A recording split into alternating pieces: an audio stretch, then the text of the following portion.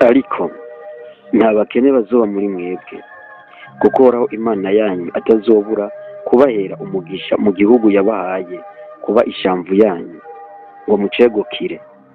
Nimwagira umwete wo kumvira Uhoraho Imana yanyu, ngo mwitondere ibi byagezwe byose mbagira uyu munsi, mubishitse, Uhoraho Imana yanyu azobaha umugisha nk'uko yabasezeraniye. Amahanga menshi azoza kubagurana, ariko mweho ntimuzoja kuyagurana, kandi muzotwara amahanga menshi, ariko yo ntazobatwara.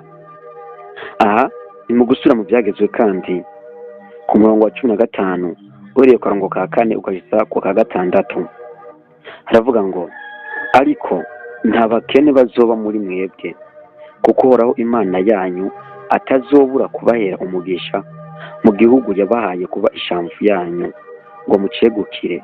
Nimwagira umwete wo kumvira Uhoraho Imana yanyu, ngo mwitondere ibi byagezwe byose mbagira uyu munsi, mubishitse, Uhoraho Imana yanyu azobaha umugisha nk'uko yabasezeraniye.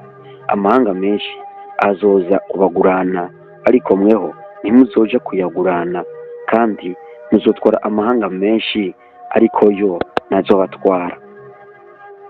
Ngira ngo wumva ko byose ugerageje kuraba ibyo tumaze igihe tuyaga n'ibyo turiko turayaga uyu munsi, tugende akarongo ku kandi ngo, ariko nta bakene bazoba muri mwebwe, nta muntu ubwo uzaba muri mwebwe, nta muntu ubura icyo afungura azaba muri mwebwe, nta muntu uzabura ikintu na kimwe ari muri mwebwe, kubera ko Uhoraho Imana yanyu atazobura kubaha umugisha mu gihugu yabahaye kuba icyanyu.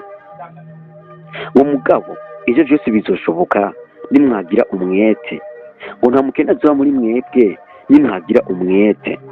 Ako kantu urakumva, nimwagira umwete.